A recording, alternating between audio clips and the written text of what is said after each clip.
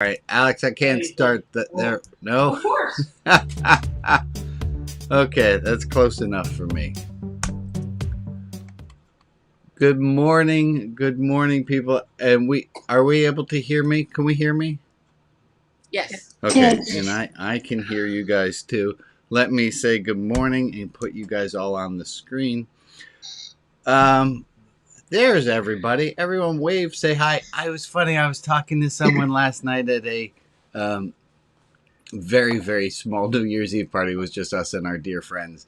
And I hadn't spoken with Gillian in a long while about services. And she said, you have everybody on screen with their microphones unmuted? How does that even work? Just to say hello. And I said, well, I think we've just all trained into it. We all kind of know how it works. And so I wanted to pass that along. If you're new here, we usually keep our microphones open. This is interactive as much as the people who are on screen interact. And I want to thank everyone who's here for being here, for showing up. If you want your own invitation, you can go to rotb.org. Sign up for the newsletter, and you'll get an invitation to watch just like these people. If you're watching after the fact on YouTube or I forgot what else you can watch it on after the fact. Or you're watching it live on Facebook. I don't really even know why I'm acknowledging that you do that, because you already know that you're doing that. Sorry, silly mood this morning. Okay. Let me take a breath of air and look and say hi to Nikki and to Jim and to Jeff and Jess and Alice and everyone else who's joined who I haven't said by name. I'm glad that you guys are here. I came up with a name for what it is that I think we're doing. Here's a new... What do we think of this? Rabbi B's Classroom. No, I got some thumbs up, some shakes of head. All right. Well, that's what happens in a democracy. I'm excited. I'm excited to be here. Let me take a breath of air. Just be thankful. I have an outline of what I think it is we're going to talk about, but I never know exactly what it is we're going to talk about because I insist on keeping this live and keeping it not just sage on the stage, not just me talking, but also interacting and hearing from people. So thank you guys for all being here. So I'm going to go in a little bit of a rush today. I feel like there's so much I want to teach. I looked at everything that we learned last year, everything that we talked about in the series of 12 meetings last year that I made notes on, all the different tools. And I got into a little bit of a panic of like, oh my God, there's so much stuff I want to talk about. It's 2022. Let's get going. Come on. We only have so much time. And I was like, all right, slow down. We'll be all right. So, blah, blah, blah, blah, blah, blah, blah, blah. Let me just follow along here. Black Lives Matter sign is behind me. I have not pointed that out in a long while. You've probably seen it there. I have been thinking about it, and I'm thinking that I'm not doing as much of an active job in supporting Black lives, that it's become tacit. It's become just kind of something that I don't even think about actively. And I need to be stepping up my game. I say that to commit to it myself and to empower you and to challenge you to do the same. Okay. Can I get a nod or something from the people who are on screen? Okay. Yes, get you a pin like this. Oh, and look, and there we got. Thank you, Emily, for demonstrating. Get a pin. Do something. Whatever it is you're doing, step it up. 10% more. Or not. I mean, it's a new year. It's a new year. Do it. You do you. That's a theme here at Religion Outside the Box. You do you. That's a religion done right. So that okay. means 10% more bagels this morning. Whatever it is. Go 10% up. How are we feeling this morning? I'm looking at all your faces, and I'm trying to create a story based on what I see on your faces. So. Anyone feel brave enough to say something so I have a little more than just faces to go on? Dude, you can't see my face. Okay, that's true. Lee, we are glad to see that you are on screen, and I'm assuming you're in the hospital there with Mom. Yep. That's what it looks like. So I'm glad to see that you're here. Could I have a translation on the blah, blah, blah, blah? And Bob, glad to know that you're here. And Rita sitting next to you. Not yet. Not yet. Okay. Anyone else feel like saying hello? Saying hi? Hi. Hi. Hi. Yeah, this is going to be a good day. My nose is much better. See, I got a real. Yes. You're glad to see Yes. all of you, Emily. It's wonderful. So let me give you volunteer for the check-in. say that again, Alex. I said we'll volunteer for the check-in. Oh, would you do me a favor for your check-in, both you and Scott? Would you take your right hand and put it behind your back?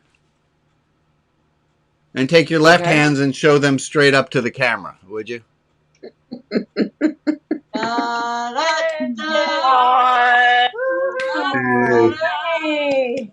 And you guys have been married for over a year at this point, so congratulations. That's big news. You're already onto your second year of marriage, so congratulations. Okay, I'm going to jump us into. We're going to get to prayers in a moment. I do want to give you a little bit of a book update.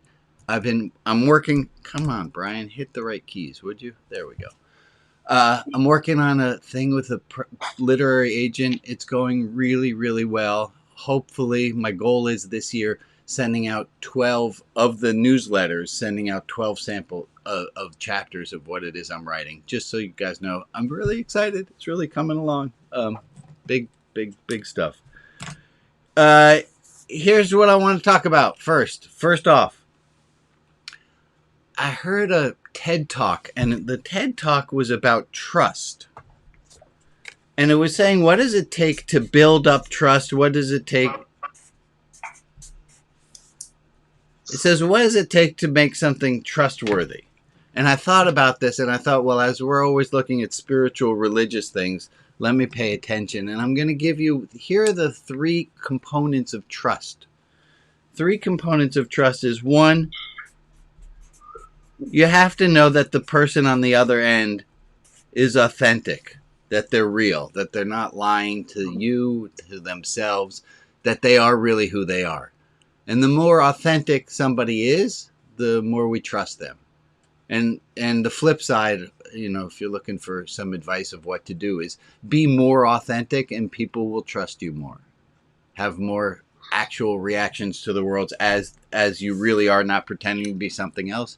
You build up trust, which is great. So authenticity. Number 2, you have to have trust, demonstrate empathy.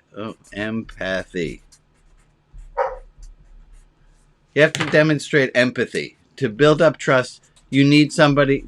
If I don't think that you have it in your nature to put someone else before you, I'm not going to trust you. Right? Trust is about empathy. It's about being authentic. And the last part is, it has 2 bits to it. Is the last part to trust is that you have to be seemingly rational. It's not to say that you need to be rational to engender trust. You have to seemingly be rational. And that goes on the other side of it too. Like, you can be completely rational but have a really hard time explaining that to people, and you're not going to build up trust. So it needs to be both parts of that. You have to be seemingly rational, authentic, and have empathy to build up trust. Isn't there a 4th one? Go for it. And the 4th one, Jeff? Vulnerable. Yeah, Yes. I'm going to go with. In order to trust someone, you have to put your armor down. I'm going to put that on. I'm going to put that as a part of authentic. You have to be really, really you. And we're going to talk more about how to do that later. Thank you, Jeff. I can't see you on the screen. I'm trying to make eye contact, but thank you. Thank you for. I'm here. There you are. There you are. I see you. You're at the bottom of my screen. Good to see you. Yeah. So it's just a little thing to nugget on of building up trust. Let's go over to our prayers, because I know that we have some people we want to say some prayers for today. Joe, would you go ahead and lead us in that? Sure. we have Margaret, who's Alex's mom. We have Carol, who's Lee's mom. Betsy Morrow, Maria and Francis, Francis is Maria's mom. Wayne is Emily's husband. Abbas needs permanent residence permit in Sweden. And the last edition that was just recent, Rita, who's Bob's Rita. Well, thank you for adding in all those names. Let's all take a minute of time, and we'll start when my clock down there goes to 8:11. Let's just take a minute to be silent, to stare at the people on the screen, or peer into your heart.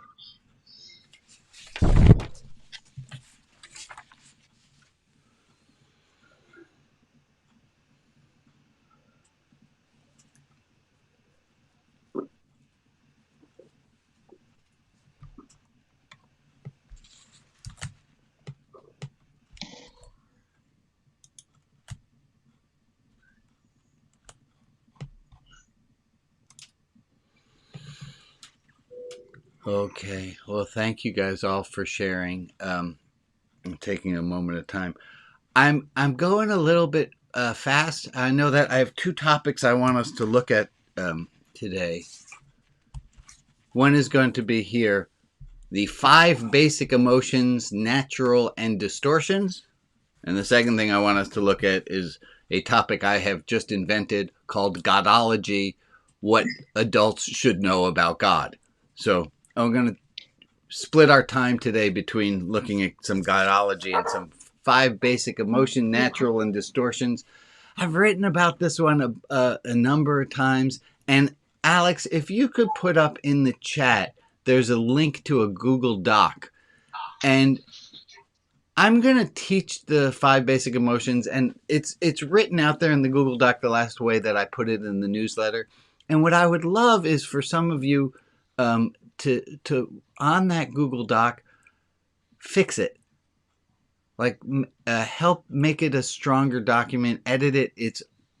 It's available to edit, and I'm trying to find your link. I'm sorry. It's in the blue section in the teal line 22 says emotions. If you can't get Got it. Okay.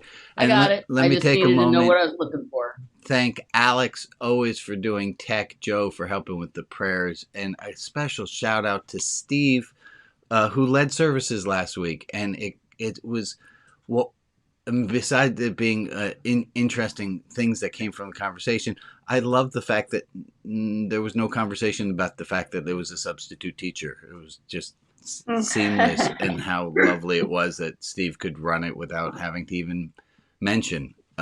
So thank you, Steve, for doing that. Okay. You're welcome. The 5 basic emotions, natural and distortions. So I learned this from a man named Jacob Watson. Most everything that I say are things that I heard him say. He studied and did work with Elizabeth Kubler-Ross. So somehow that's the pedigree of what I'm teaching. And there different people use different words for some of these emotions. Different people, some people have 6 basic emotions. For this just the way I what I'm teaching right now. What I want to share is these are the things that when I was teaching high school, I found that like my students just didn't know this stuff. I don't know where I know where I learned this, but I just learned some things and I wanted to share them with them. And I think, well, some of you weren't in my high school classroom, so maybe you missed these too. So if you never got a lesson on the 5 basic emotions, here they are. We're going to start off with grief. The purpose of grief is to deal with loss. And the basic way that we do that as human beings is we cry and we tell our story. Right? And that's a part of grief is you have to tell a story. You have to give a eulogy. You don't have to, but you have to tell somebody about the time that your dog did whatever thing that it was that your dog did that you missed. And grief, the way that we deal with grief is, the purpose of grief is to deal with loss. And one of the ways that we deal with loss is we tell stories, which is when somebody's telling you a story, if they're mourning, you got an easy job. Listen, ask a few questions, but don't tell people who are grieving what to do. Just listen. That's what they need. They need to be heard. Okay, that's dealing with grief. Distortions of grief are guilt and shame and blame. Like, so natural form of grief is the way that a 2-year-old might do something. And a 2-year-old might grieve because they lost something. 4-year-old, pick an age. But as we get older, we distort our grief, and it's no longer just telling our story and moving on. We blame, we shame. We feel guilty about what we did. That's a distortion of natural grief. And the idea with all of these are all emotions, and the more naturally we do them, like anger, the better we are at doing anger the right way, the less crap we hold on to in our body from doing it the wrong way. So anger, the purpose of anger is to deal with disappointment. The anger comes always from we get what we wanted. We wouldn't get angry if we got what we wanted. Anger comes from when we don't get what we want, or from the flip side of that, when we don't want what we got. So either which way. Anger is to help us deal with disappointment. It's natural for a 2-year-old to have a temper tantrum. Distortion of anger come from holding on to anger. We have resentment, bitterness, rage.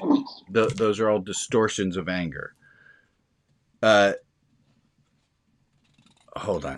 Anger. Third one, and this one, some people use the opposite word here, where I'm using the word jealousy, which I'm spelling this way with a U in it. Some people use envy here, where I'm using the word jealousy. I use the word jealousy where they might use anger. Doesn't really matter, as long as you understand the idea. There's a basic human thing where we compare ourselves to others. It could even be comparing ourselves to who we think we ought to be. But there's a jealousy, and jealousy is natural. And we see someone has something that we don't have, something that we want, and we want that. And this is where learning comes from. It's natural to be jealous. I saw my buddy Larry when I first met him, and I thought, he's the nicest person I know. I'm jealous.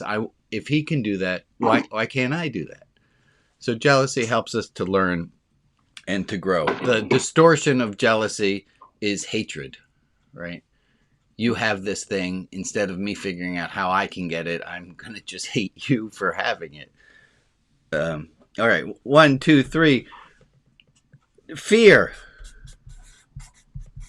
Fear is natural. That protects us. The reason you're scared when you're walking and you almost slip on ice is because you should be scared because you're walking and there's ice. Like, fear is totally natural. It's not natural to distort it into a phobia. Well, that makes it sound like you have a choice to distort it into phobia. You don't. But never leaving the house, that's taking it too far. Like, to be scared at the right times, that's fear. And then the last of the emotions, and this is really, I'm going full frontal today. This is not my usual teaching modality, but it's what we're getting. The last one is love.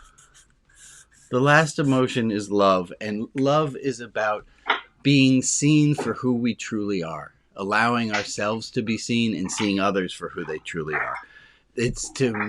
Love is to express who we truly are. The distortion of love, and this one's a rough word, and I'm sorry for it, but it's the right word. The distortion of love is, instead of being loved exactly for who we are, we tuck away a piece of ourselves and we present to the world who we think the world wants us to see, or who the world is teaching us that the world wants us to present.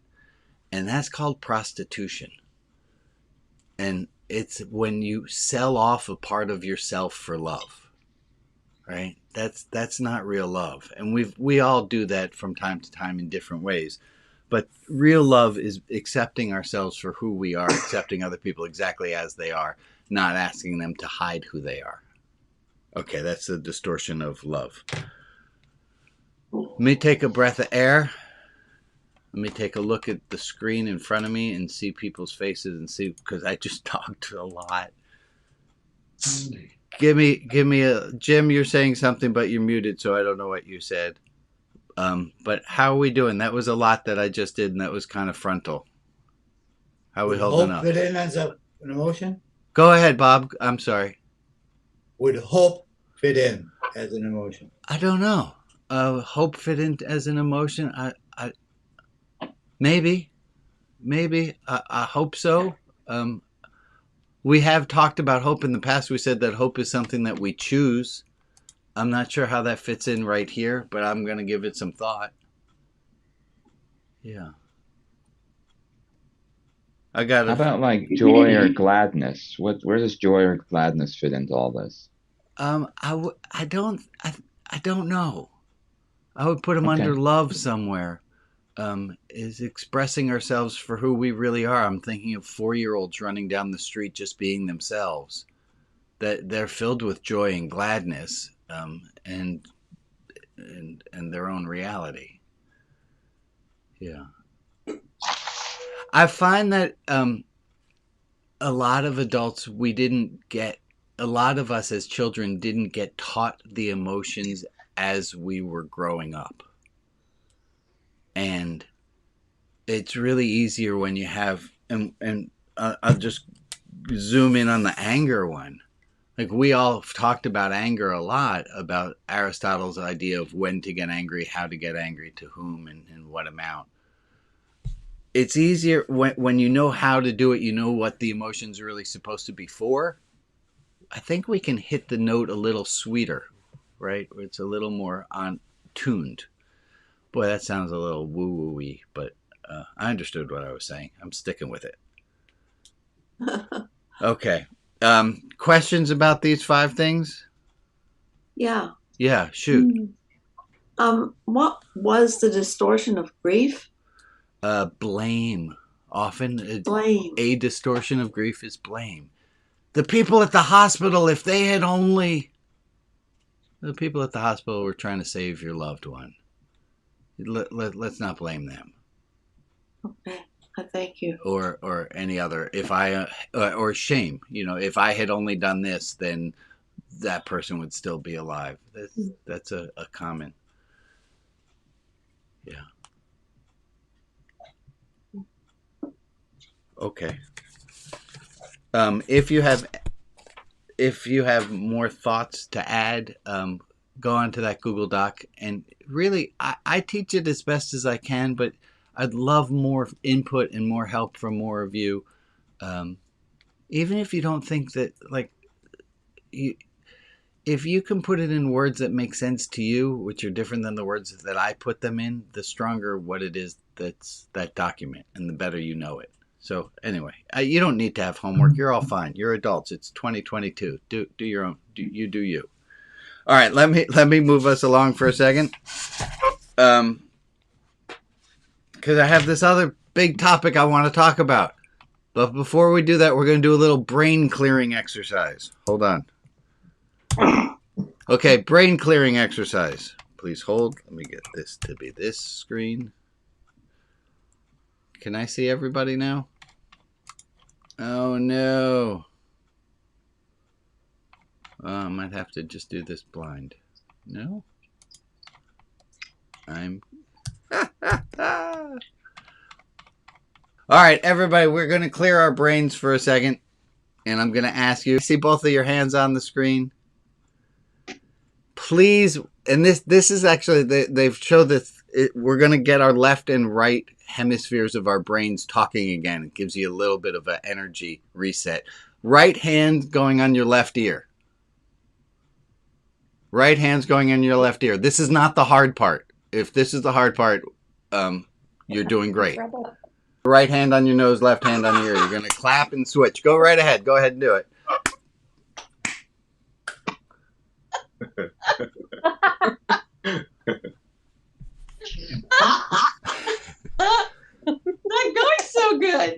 some of you Well, don't have a nose. I see a bunch of people just nothing. okay. So I know this. I know that just seems like a silly thing, but there's so much that we can unpack and so much learning that happens right in there.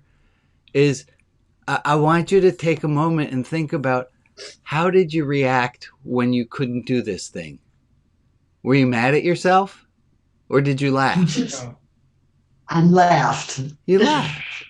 And I laughed at everyone else. Or you laugh at everyone else.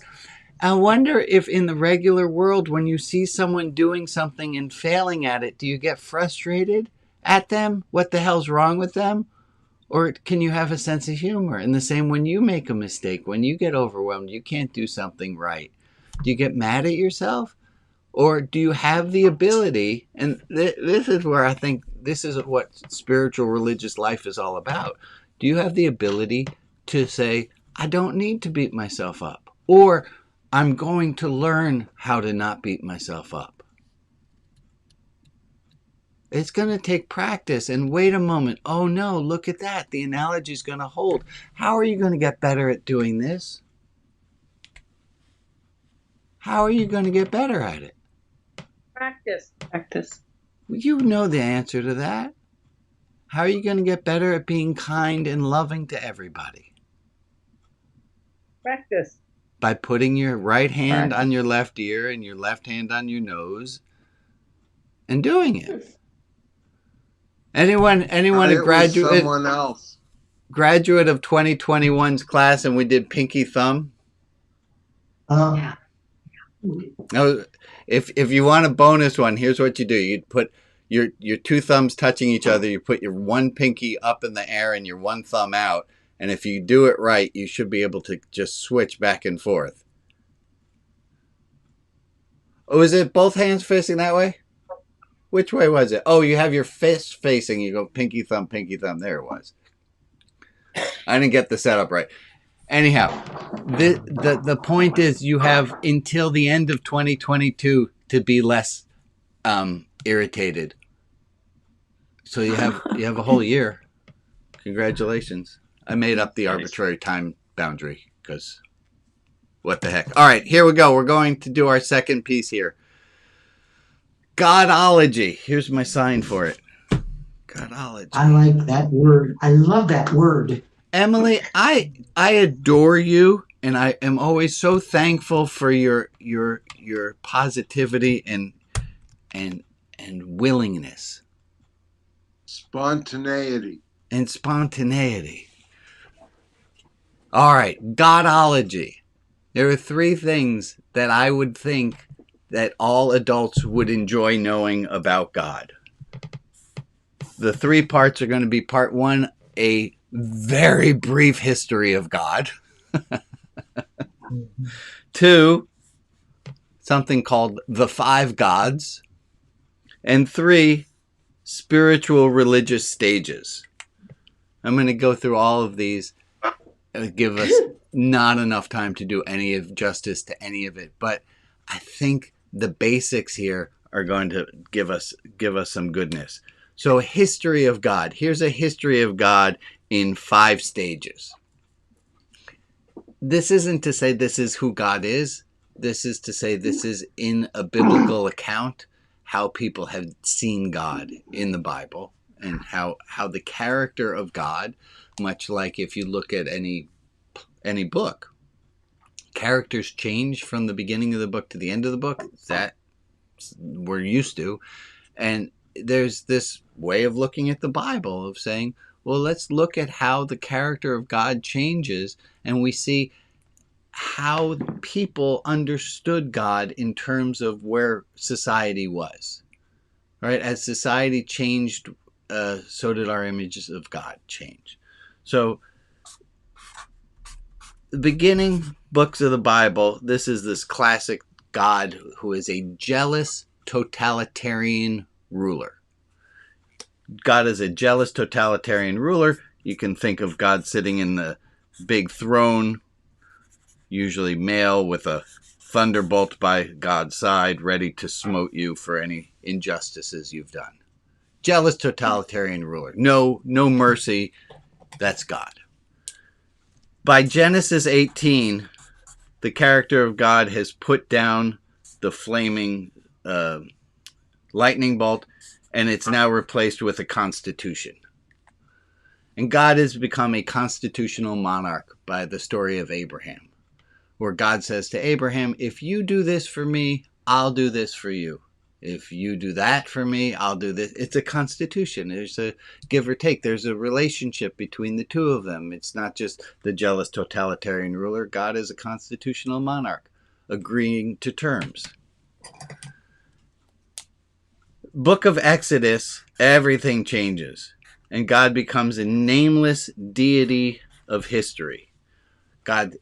Moses asks God in the storyline, who should I tell Pharaoh sent me? And God gives it, and it's a beautiful enigmatic phrase, I am what I am, or I will be what I will be. And the reason we don't know how to translate it is because the words that are used there in the Hebrew, it's the only time they're ever used that way in the Hebrew. So if you've never seen a word before, you don't exactly know how to translate it, because usually you need context, and if the word only happens the once, you don't. So God becomes this nameless deity of history, no name. But I am the God who was the God of your forefathers. I am the God who brought you out of the land of Egypt. God is nameless, but in with history. And here I like to think of the image where God has lost all corporality, that God's no longer visible. God is the invisible, nameless deity of history. So we're just left with the history book, and that's who God is. We move from nameless deity of history. There's a split here. This is in about the year, about 2022 years ago, actually. There's this split in understanding God. And there's one which is Jesus Christ, superstar Jesus Christ, the lover of all people and all things. This is Jesus with the big heart. And then there's the rabbis who portray God. I call it RRR. God is the reclusive requirer of rules. The rabbis don't actually see God very much, but they know that God wants a lot of rules followed for them. This is an arbitrary split between the two. And then God becomes, in our modern era, the placeholder for our highest ideals. Yeah. We say, God forbid. That's a placeholder for our highest ideals. From your ears to God's mouth, from your mouth to God's ears, it's a placeholder for our highest ideals. It's not God as a thing, but this means very, very, very, very, very, very, very much to the highest of our ethics. Okay, how are we doing? Wow, we're getting a lot of stuff here. Thank you, Emily, for your participation and active response. Hint, hint. The rest of you, right? You know this is Zoom. I can see you and I can hear you, so I appreciate. I think we're being very unfair to your presentation of the rabbinic at the time of Jesus, because they understood the rules to be gifts, not just that you make it sound like Jesus is all love and the rabbis are all picky union. Yeah. No, it's terrible. It's terrible what I did, Carol. I agree with you. I don't like it. I don't like it very much. Oh, when you put it up there, you could have changed it. Yes. I could have, but I did want, and I will change it. By your professor. It's fine. By the next time, I will have something different. I wanted to have something here that the rabbis of the Talmud took God in a certain way, and that there was a. I'll figure out better. Hey, that's helpful, right? It's really helpful to be corrected if you hear it right. Mm-hmm. Way to go, Carol. Right? Yeah. And to add to it, I had just thanked Emily for participating by saying something. And Carol pushed it even further, and she said something, and it wasn't necessarily complimentary. But if I go back and we say this is a safe space, Why is it a safe space? In a safe space, you can say something that's not necessarily complimentary to the person in charge. And it still works out. Oh, yay, look at that. Okay, good. That was a lot. The history of God. We have 2 more sections to go. Everybody ready? Buckled up? Okay. Oh, I'm going to do that after. All right. Baylor University 2006 does a study about, they always do these great religious studies. And they do a study and they find that in North America, when people say they believe in God, they are talking about 4 different gods. And the first God that they're talking about when they say I believe in God is they believe in authoritarian God. That goes back to that idea of Zeus sitting in a seat. The notion of God that approximately a quarter of North American people have is this notion of Zeus. You ate a bacon double cheeseburger on Passover.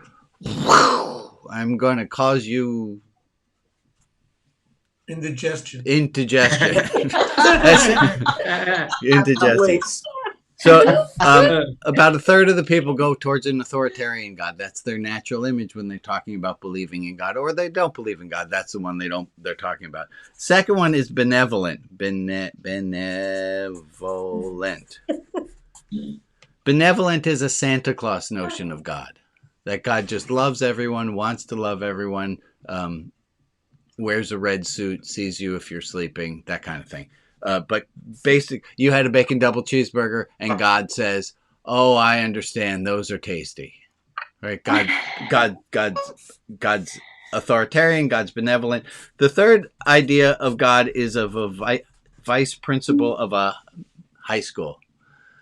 The vice principal whose job it is to watch you and catch you and see and this notion of God says, "Oh, you had a bacon double cheeseburger? I'm going to add that to the list of things we're going to talk about when you come to the hereafter. We're going to have a conversation about all those things." Is a critical notion of God, that God's watching and judging and you're going to get your comeuppance later, so you better not have that bacon double cheeseburger. D, that is the distant notion of God, that God was a great clockmaker who set everything in motion and then kind of checked out. These 4 notions of God, this tends to be the Midwest, this is the West, this is the Southeast, this was the Northeast. It goes, and then they do the study and they break it down according to people's educational levels, which gods they believe in. Their income changes which gods they believe in. It's really fascinating. What they left out was this one, because I said there were 5, and they only included the top 4. So authoritarian, benevolent, critical, and distant, and the last one is anything else.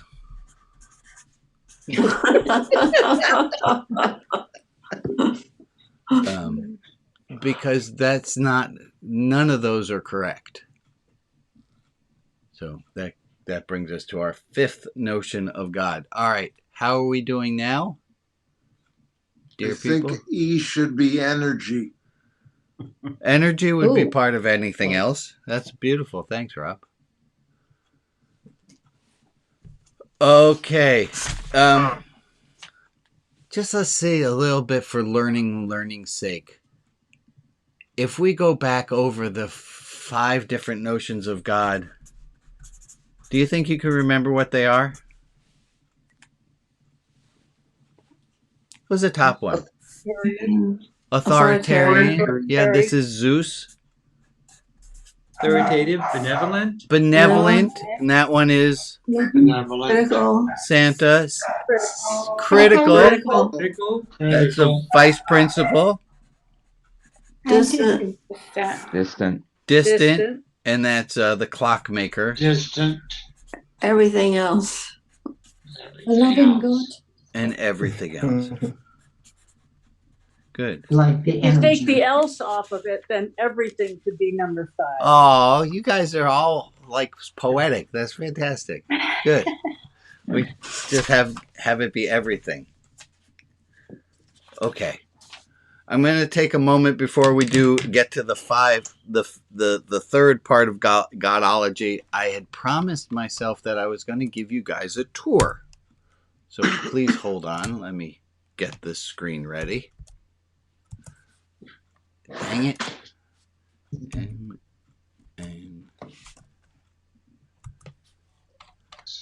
Okay, now I'm going to do share screen.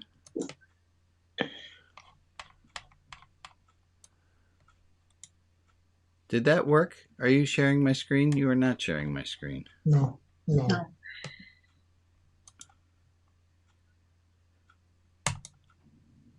Okay, here we go. Hold on. There, now you're seeing my screen. Yes. Yeah. Ah. I wanted to... I'm going to log out. I wanted to show you guys... And Alex, if you would put in the chat the link to the Clubhouse. I will do that. Thank you. If it's MN, it stands for Mighty Network, mn.rotb.org, and you can make your own login, but you can see we have a chat which has discussed a lot of different kinds of candy recently. We have special little rooms. My computer is going too slow for you to see this. Oh, golly gee. Well, it's really awesome and fun, and just take my word for it. So this was the page I wanted to start with. So here is what it looks like to log in. And you can choose a membership plan, and it is for the correct price of absolutely free. So if you click here, you can get your own account and we're starting a new section that's going to be coming out next week or so, and you'll see. Anyway, that tour was really unimpressive. So, thank you guys. That's okay. I'm going to move us along. Let's go to the third part of this Godology talk. Shall we? Yes, we shall. There we go. Third part of our Godology talk. As we get older, things in us change, right? There's a certain switch in our brains that doesn't switch to be able to like learning how to read. At a certain point after you're 5, something in your brain changes and reading becomes doable. We grow and we change as our bodies and our brains change and mature, and we're used to that with so many things. Well, this one is about the stages of belief, and this is what I'm going to present is influenced by a guy named Fowler, Fowler, and I'm using different words than he uses, but I'm using a lot of the concepts that he came up with, which was that when we're little, we believe in a world filled with fairies and monsters, and like the monster under the bed that your child has in the middle of the night, they're not making that up. There's a monster under their bed. Like, this shit's real. If you pray hard enough, you believe enough, Tinkerbell, all that goodness, you believe in a real world filled with magic. And it's not that we ever leave to get to the next stage. It's just the next stage opens up and we can put more of a percentage of ourselves in different stages. We're going to continue to stay in magic. When my dad was dying, dudes, I was so flat back in magic in ways that it was impressive. Magic leads to some often dependence, where this is what the religion tells me. This is as it's written, and this is how the story is, and that's how it is. And I need to believe as I'm told. It's just the next step. It's logical. Now we're going to zoom ahead. Often college, this one really concretizes for people. Independence. This is 180 degrees from dependence. You say, screw this, science all the way. Even if there was a exodus from Egypt, it's all explained from the blood in the Nile was really a clay explosion, and there was so much that looked red, and then the frogs were because they couldn't breathe in the red water, and then the boils come from the flies that were on all the dead frogs, and like that's independence, and the Bible's hooey and poo poo, and independence is I don't need the dependence anymore. We switch. This is my favorite one. Paradoxicality. Paradoxicality is a faith stage where you can accept and believe something both is and is not at the same time. Dependence is me saying at Passover, my father was a slave in the land of Egypt. Independence is me saying, no, he wasn't. He was born in New York. Paradoxicality is my ability to hold both true at the same time. At Passover, I can say I was a slave in the land of Egypt, knowing full well that I was not a slave in the land of Egypt. Paradoxicality is where you realize the opposite of a truth can also be true. Paradoxicality, I find for a lot of people who I'm working with in spiritual direction, they just never heard of it. And once you hear the idea of being able to hold both at the same time, it lightens people up, and they go, oh, well, it doesn't all have to be true. It doesn't all have to be false. It can be both. Of course. Yeah, of course. Last stage, and this one's called unity.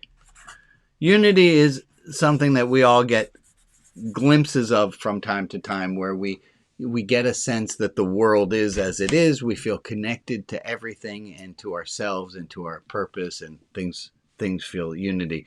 So that comes from paradoxicality. It's the sense of unity, of feeling at oneness. And here's the big contribution that I've made to this. I add that arrow back in. That unity starts to feel like magic.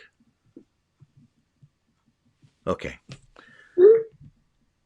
Magic, dependence, independence, paradox. Sometimes as an exercise, and you don't, if you want to learn a bit about yourself, give yourself 100 points, and the rule that you can't divide it 20 points in each of the 5 categories. How many points would you say you are in each one today? And then try it in a week and see where the things have moved. Yeah, Schmulz.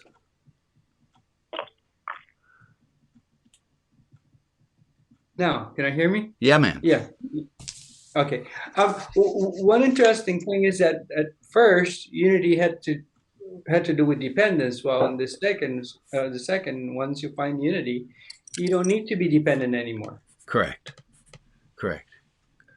Oh, I guess there should be a lot of extra arrows in here too. Good. Look, we talked about a lot of things today so far, and I'm not even done. I have one other thing I want to talk about. Okay. You're trying to do the whole year in one day. We're going to talk more about this stuff at another time. No, this is it, Emily. That's it. There's an exam after this. Yeah, so This is the overture for the year. So yeah, I'm glad to talk about. I want to talk about all that stuff, but tell me what it is you mean when you ask if we're going to talk about this more. Well, it's like we're getting too much in our brain at one time. So I'm not getting other people's input as much. Yeah, so this was a choice I made today to go, instead of doing small groups where we're sharing with each other. I went really full, a lot that I wanted to teach, but the other piece, and it happened very organically with Carol, was I want, and it was why I brought up the thing about trust, about trustworthiness and being authentic, is I have this feeling as the guy leading these services that there's not always full open. I'm trying my best to stay as open, authentic, and honest as I can. But I know that sometimes there's something that happens in the service people didn't understand or they didn't like, and they don't always say so. And so I was really pleased that Carol said, no, Rabbi, that's off. I don't like what you're doing to Jesus there. That's not cool. I'm glad for that. And that's what I want to explore more in this 2022 is why am I as the guy, I know in donuts and afterwards, right? We have next hour and people do donuts and deep dive and people say, well, I think what the rabbi was talking about was crap. And I hear that afterwards. And I'm only mad that I don't get to hear that now. I don't, like, you all know me well enough. And we're both going at the same time. Say that again, Joy. I didn't catch you. It's okay. Okay. I have a problem. It's got a cat next to me. Oh, it's a feline issue. Let's go away. I say. I think Rags was trying to say something. Yeah, Rags. Thank you. I was saying to get feedback, you have to leave space for feedback. And so when you pack something in, a year worth in a day. Yeah. Okay. So it's not that people aren't willing to respond. It's they're trying to let you do what you said you wanted to do. Yeah. Which get everything out there. So I'm at a crossroads. It's too much. It's too much. I'm at a little bit of a stuck point. Maybe I do it differently. Maybe this is what I do. Is maybe I keep the pace of Saturdays at a slower pace, but there's a master's class of stuff I want to go, and maybe I make that a separate class. And people who want to go hardcore, no. Yeah. There's limitations to this modality. Definitely. Yeah, this is not going to work. Go ahead, Michael. The limitations to this modality of community and teaching and talking, and people are coming with, their own deep feelings and issues. Yeah. You're totally right. Yeah, and you touch on words and this and that, and it's fascinating and it's unique, and it's tough because it's a balance between deep inner thought and therapeutic kind of process that many of us are going through, and then grappling with how does this hang with religion, which is blown wide open in our time. Right. It's fascinating that this is the soup that we're in. It's a really complicated soup, but very attractive, very desirous. But it's in the process of becoming something that it's not quite aware of what it is. Right. That's good. Go ahead, Rags. One thing I've been wondering since you said it at the beginning is whether the image, having in your head the image of Rabbi Brian's classroom. Yeah, totally. Not limiting. Say that again. I think that may be limiting. I could be totally wrong, but it may limit you in the sense that does put you in the presentation mode. Yeah, totally. And inhibits, depending what kind of classes are in people's experience and all, but it may inhibit the kind of exchange you're saying you want. So well, I think maybe I put it, maybe this is, okay, so back when I taught high school classes, right? I can tell you part of the magic formula that worked, and I'm trying to figure out how to recreate it here, was there was quadratic equations that we had to deal with. And so we did. And throughout, there was this, they all had to be, they were all there anyhow. And if we could learn these other things about emotions and we can learn other things, we got through the math. I'm not making, this is not sounding exactly right. Clear. But I think that may be part of what I'm talking about the limitation of the model. Yeah. Because we're not learning quadratic equations here. Right. No, we're not. Much as I enjoy quadratic equations. But so why am so the part that I tried to rush through is because I want us to all be I want us to have some similar vocabulary when we talk about God, to know, okay, there are at least these 4 different kinds, and then there are all these different ways that people understood God to be. I want to loosen that up so that we can have a discussion. Go ahead, Jess. Jess and Anne had their hands up. Yeah. I was just going to say quickly that during the service hour, we also know we have, the audience of folks who are learning and are not in the Zoom. And so, for myself, maybe I feel a little bit like responsible for being like a little more self-conscious when we're in the smaller rooms. Then I feel like I'm just with you guys. And so I can make mistakes and I can, say the incorrect thing or, accidentally drop an F-bomb in there, if it pops out, and I feel a little bit more like I can be vulnerable and make mistakes and not be right, if that makes sense. So it's a little bit easier to be freer in the smaller group and or the after group. And thank you for saying it. And this conversation we're having right now, this is, ironically maybe, but this is exactly where I wanted to get to, is how do we have this honest, open conversation in the large group too? Why is it just in the small group? If it's this authenticity thing, I'm doing as authentic as I can. And I'm hoping to keep it so that you guys feel safe enough. And that's what we're doing right now. So who used the word blooming? This thing is blooming. It's becoming what it's becoming. I think Michael said something. So Anne had her hand up. Yeah, go ahead, Anne. Go. Oh, I was just going to say, with your classroom analogy, today's was like an overview of the syllabus. Yeah. And then, so it puts context for other things. And then, if we could dive deeper into, like, you could pick one, we have the context for describing it in relation to the other things. Okay. And so to loop back, and here were the 5 basic emotions, and then let's spend a week looking at anger. We can delve deeper in the. That's interesting. Having the space, because a lot of it is the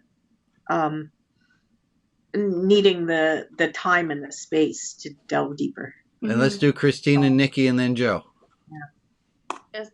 I was just thinking that you're talking about really interesting things, but we need to think about it before we can say something intelligent about it. Okay, so let's come back. Let's come back next week, and we'll talk more. Nikki. Yeah, I think part of it for me is being on social media.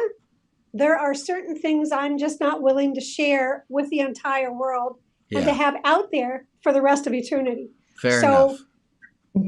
It's really good for me to listen to a lot of this stuff and then to do a deeper dive, whether it's just whatever group I'm in after. Right. Because that's not out there to the general public. Fair enough. Fair enough. It is that. And maybe that's my age. I don't know. No, it's hard. They don't really think of it. No, I agree with Nikki on that score. I mean, there's certain things that I'm not always wanting to share or share completely because I know it's on the it's going to be recorded and it's going to be on the internet forever.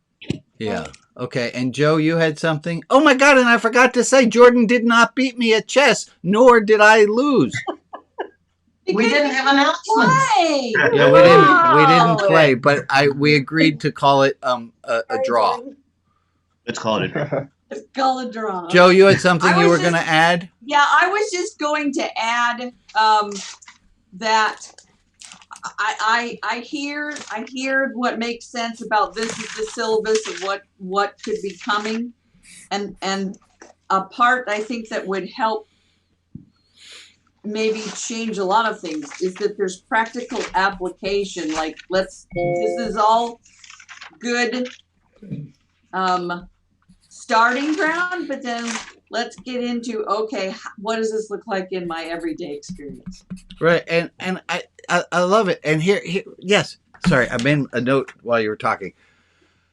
We're going to split off and to do donuts and to do the deep dive. I do think of something that's going to happen. I can foresee the future just a little bit here, is that we'll try to do whatever it is that this thing is going to become, and you're going to be disappointed because because that's how this is built. There's no way that what we do is going to be fitting for everyone.